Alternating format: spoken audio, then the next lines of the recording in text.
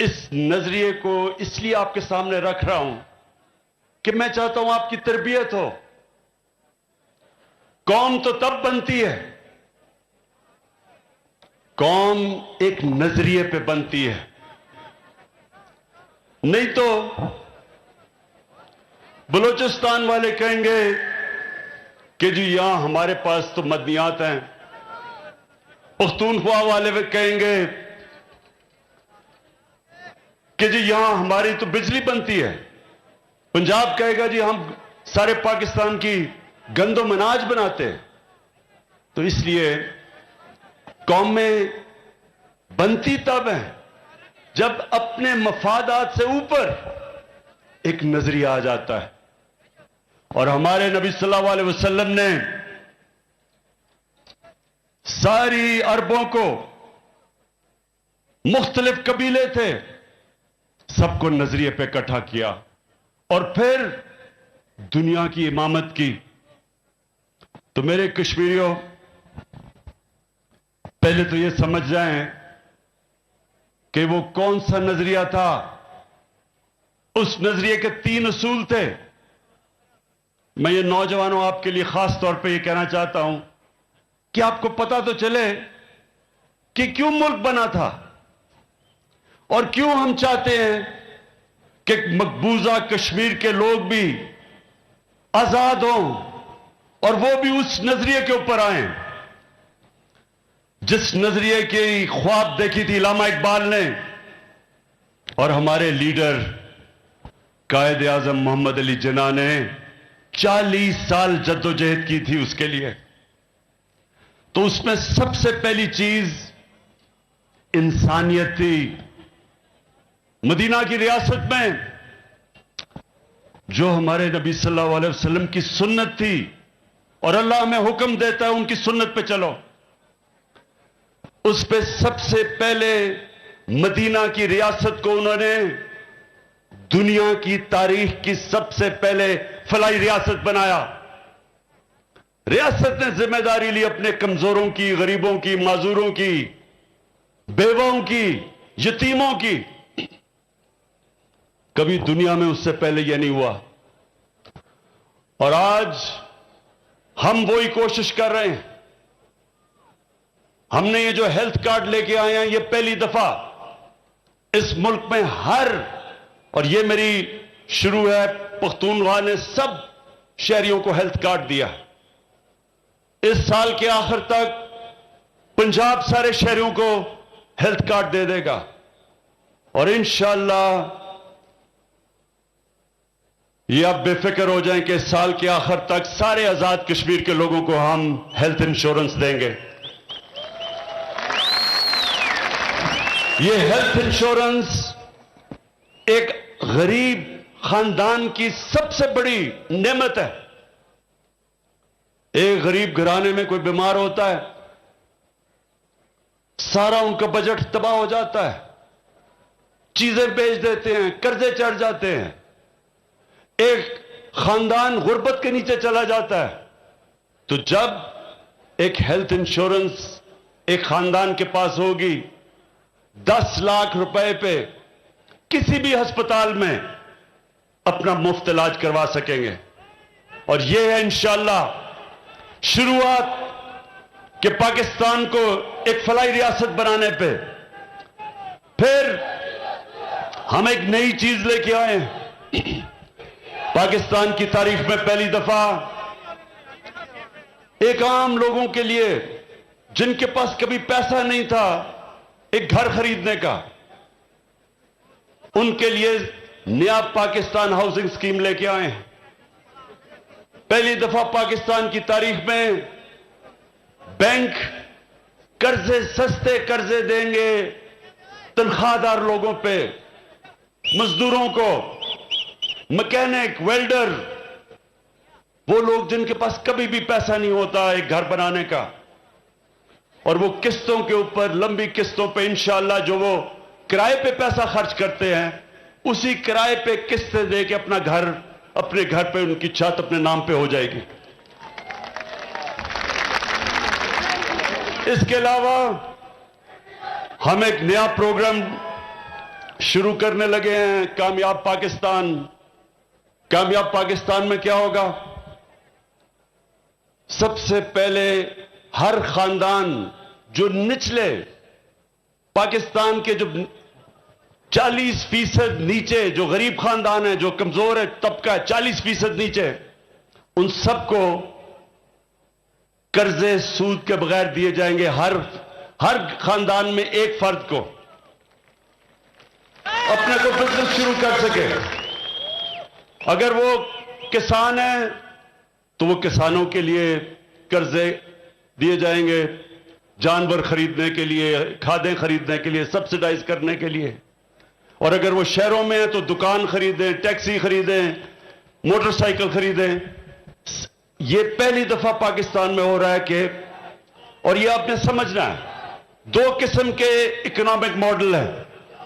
ایک یہ کہ امیر امیر ہو جائے، اور جب وہ امیر ہو جائے تو وہ آہستہ آہستہ اس کے نیچے لوگوں کو فرق پڑنا شروع کرے، جس کو کہتے ہیں ٹرکل ڈاؤن.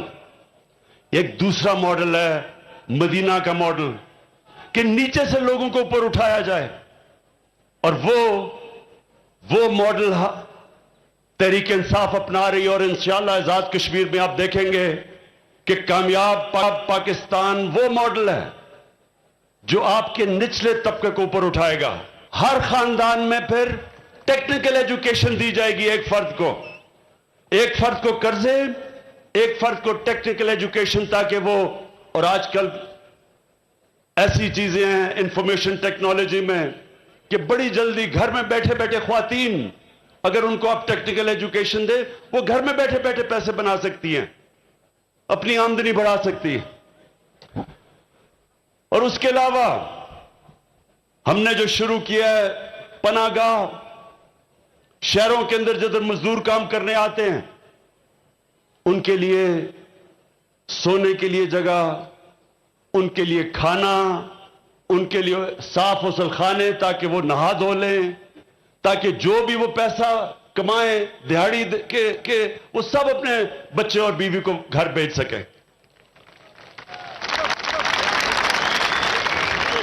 دوسری چیز میں یہ چاہ رہا ہوں کہ آپ سمجھ جائیں کہ کیا وجہ تھی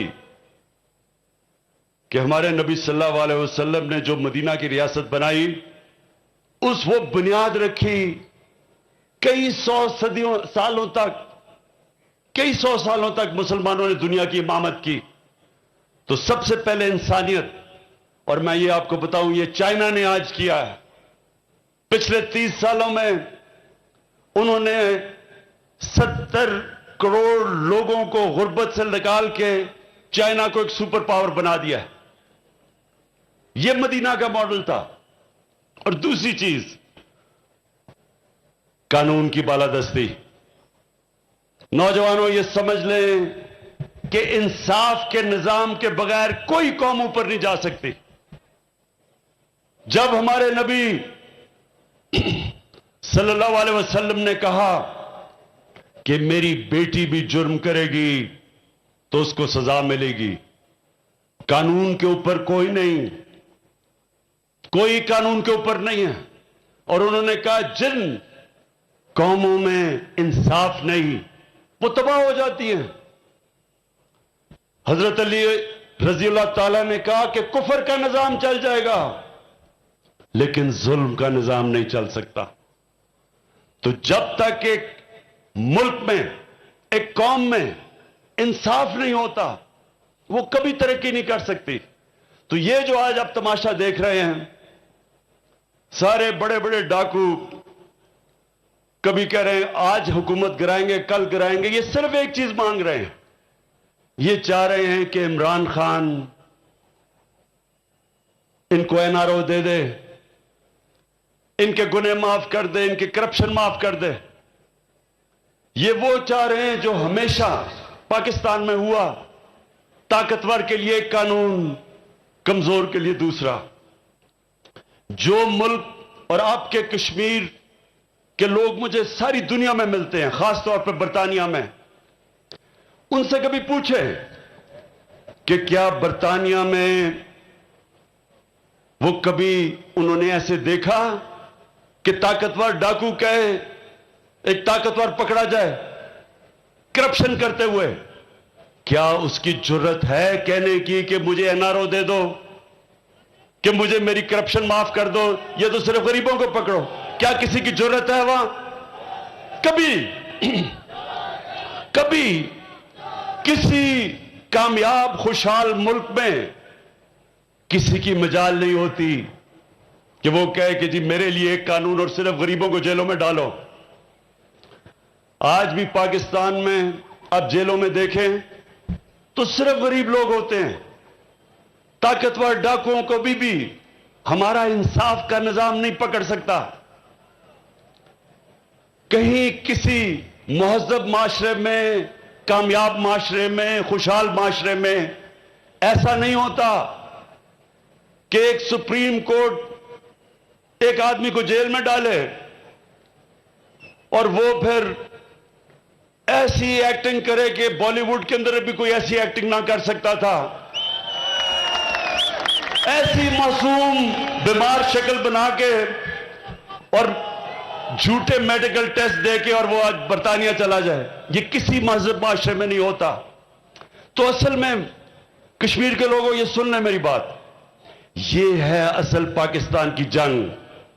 اس وقت ہم اپنے ملک کے مستقبل کی جنگ لڑ رہے ہیں، جہاد کر رہے ہیں، اپنے بچوں کے مستقبل کی جہاد لڑ رہے ہیں۔ طاقتور کو قانون کے نیچے ہم لانے کی کوشش کر رہے ہیں، جو آج تک طاقتور قانون کے اوپر رہا ہے۔ جس ملک کے اندر انصاف کا نظام ہے، قانون کی بالادستی ہے، وہ خوشحال ہے۔ جس ملک میں ناانصافی ہے، قانون نہیں، طاقتور کے لیے قانون، کمزور کے لیے دوسرا، وہاں غربت ہے۔ جتنے مرضی وسائل کے باوجود اس ملک میں غربت ہے۔ ملک کبھی بھی خوشحال نہیں ہو سکتا جب تک اس میں قانون کی حکمرانی، طاقت کی حکمرانی نہیں، قانون کی حکمرانی نہ ہو۔ اور پھر آخر میں خودداری، لا الہ الا اللہ، اللہ کے سوا کوئی، میں کسی کے سامنے نہیں جھکوں گا۔ یہ جب آپ کلمہ پڑھتے ہیں تو سب سے پہلے آپ کہتے ہیں کہ اللہ تیرے سوا میں کسی کے سامنے نہیں جھکوں گا۔ لا الہ الا اللہ ایک انسان کو غیرت دیتا ہے۔ لا الہ الا اللہ ایک چھوٹے انسان کو بڑا انسان بنا دیتا ہے، ایک کمزور قوم کو عظیم قوم بنا دیتے ہیں۔ کیا تھا وہ مدینہ کی ریاست میں؟ غریب لوگ تھے، دونوں طرف سپر پاورز تھیں، Roman empire, Persian empire, super power تھی، غریب لوگ تھے لیکن خوددار لوگ تھے، کسی کے سامنے جھکنے والے نہیں تھے، کوئی خوف نہیں تھا۔ وہ جانتے تھے کہ اللہ کے ہاتھ میں زندگی اور موت ہے، عزت ذلت ہے، رزق ہے، آزاد انسان تھے۔ دنیا کی تاریخ میں اتنی تیز ایک قوم اٹھ کے آدھی دنیا پہ نیچے آ گئی جو مدینہ کی ریاست کے ماڈل میں ہوا، اور یہی پاکستان میں ہم نے کرنا ہے۔ بدقسمتی سے اب تک ہم لوگوں کے سامنے ہاتھ پھیلاتے پھرے ہیں، کبھی کسی سے ایڈ تو کبھی کسی سے قرضے، کبھی ہم نے اپنے پیر پہ کھڑا ہونا نہیں کوشش نہیں کی۔ کوئی ملک سے باہر سربراہ جاتا ہے، سارے انتظار کر رہے ہوتے کہ جی کتنی قرضے لے کے آئے گا یا کتنی امداد لے کے آئے گا۔ کوئی ملک اس طرح ہاتھ پھیلا کے عظیم قوم نہیں بن سکتا۔ تو میرے کشمیریوں، یہ انشاءاللہ اب یہ جو پاکستان بننے جا رہا ہے، انشاءاللہ یہ کسی کے سامنے ہاتھ تو پھیلانا دور کی بات ہے، یہ لوگوں کو انشاءاللہ غریب ملکوں کو امداد دیا کرے گا۔ کشمیر کے لوگوں، میں آج مقبوضہ کشمیر کے جو عظیم لوگ ہیں ان کو آج میں خاص پیغام دینا چاہتا ہوں. صرف پاکستانی قوم ہی نہیں آپ کی طرف دیکھ رہی, صرف ہم ہی نہیں آپ کے اوپر فخر کرتے. جس طرح آپ نے ظلم کے سامنے آپ کھڑے ہوئے ہیں, جس طرح آپ نے خودداری دکھائی, جس طرح آپ کی برہان وانی جیسے نوجوان جنہوں نے اپنے جانوں کی قربانیاں دی ہیں, صرف پاکستان میں نہیں آپ کو اپریشیٹ کیا جا رہا, اور آپ پہ ساری دنیا دیکھ رہی ہے آپ کی عظمت پہ, آپ کی دلیری پہ, آپ کی قربانیوں پہ. ساری مسلمان دنیا آپ کی طرف دیکھ رہی ہے اور آپ کے لیے دعائیں کر رہی ہے کہ اللہ ان کو اسی طرح صبر اور طاقت دے, اسی طرح ان کو جذبہ دے کھڑا ہونے کا اور ظلم کے سامنے کھڑا ہونے کا. کوئی نہیں سمجھ رہا تھا کہ جب نریندر مودی نے 5 اگست کو کشمیر کے اوپر جو ظلم کرنا, مزید ظلم کرنا شروع کیا, پہلے بھی ظلم تھا, کوئی نہیں سمجھ رہا تھا کہ کشمیر کے لوگ وہ برداشت کر جائیں گے. دنیا سمجھ رہی تھی وہ گھٹنے ٹیک دیں گے, لیکن کشمیریوں کا وہ جذبہ اور جو ان کے اندر ایمان ہے وہ نہیں سمجھتے تھے کہ اس طرح کا مضبوط پختہ ایمان والے لوگ ہیں وہ. تو ہم آج سب آپ کو سلام کر رہے ہیں کشمیر کے, مقبوضہ کشمیر کے لوگوں. انشاءاللہ جو قرآن میں اللہ کا وعدہ ہے ایمان والے لوگوں کے لیے کہ ہر مشکل کے بعد میں آسانیاں پیدا کرتا ہوں. انشاءاللہ اچھا وقت آپ کے سامنے آ رہا ہے. ہم پاکستان میں آپ کے لیے دعائیں تو کرتے ہیں, میں آپ کو یہ کہتا ہوں کہ انشاءاللہ ساری دنیا میں آپ کا سفیر بن کے نکلوں گا, آپ کی آواز اٹھاؤں گا اور اٹھاتا جاؤں گا. یہ جو بی جے پی اور بی جے پی کا آر ایس ایس, جو آر ایس ایس کا نظریہ جو صرف کشمیریوں کے اوپر ظلم نہیں کر رہا, ہندوستان میں جو مسلمان ہیں, جو کرسچنز ہیں, جو سکھ ہیں, جو ان کی شیڈیول کاسٹ ہیں, ان سب کے اوپر یہ آر ایس ایس کا نظریہ ان سب کو خوف دلا رہا ہے, خطرہ ہے ان کو برابر کے شہری نہیں یہ سمجھتے, بلکہ یہ آر ایس ایس کا نظریہ سب سے زیادہ خطرہ ہندوستان کو ہے. اس سے ہم ہر فورم پہ ان کے لیے کھڑے ہوں گے, اور میں انشاءاللہ ہر فورم پہ ان کی آواز بلند کروں گا. میں آپ کو آخر میں یہ 2 چیزیں کہنا چاہتا ہوں کہ اپنے ذہن میں ڈال لیں کہ جس پارٹی کا لیڈر, جس پارٹی کے لیڈر کا پیسہ, اس کی جائیداد, اس کی بزنس پاکستان میں نہیں ہے, وہ کبھی آپ کے لیے سٹینڈ نہیں لے سکتا. اگر میرا پیسہ باہر ہو, میرے بھی جائیدادیں باہر ہو, میں کبھی امریکہ کو ایبسولوٹلی نوٹ نہ کہہ سکتا.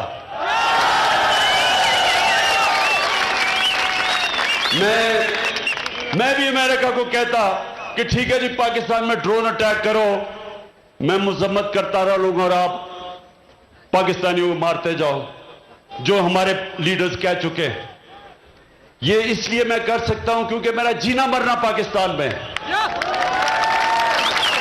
اس لیے کشمیر کے لوگوں کو ذہن میں ڈال دینا کہ پہلے تو وہ آپ کا کبھی لیڈر ہو ہی نہیں سکتا جن کی جائیدادیں اور بزنس اور پیسہ اور بینک بیلنس ملک سے باہر پڑے ہوں.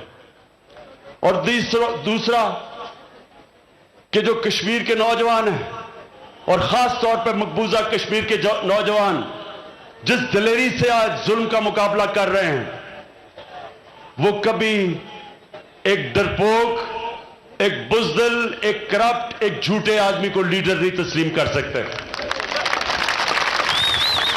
میں آج اپنے سارے کینڈیڈیٹس کے نام پڑھنا چاہتا ہوں.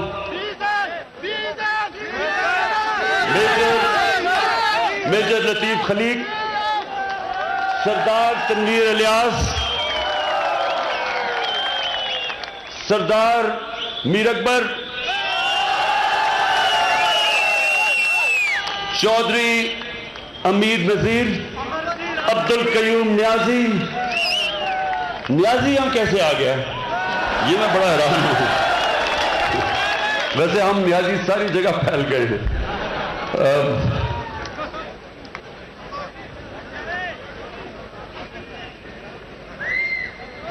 خطاب اعظم خان، نیر ایوب خان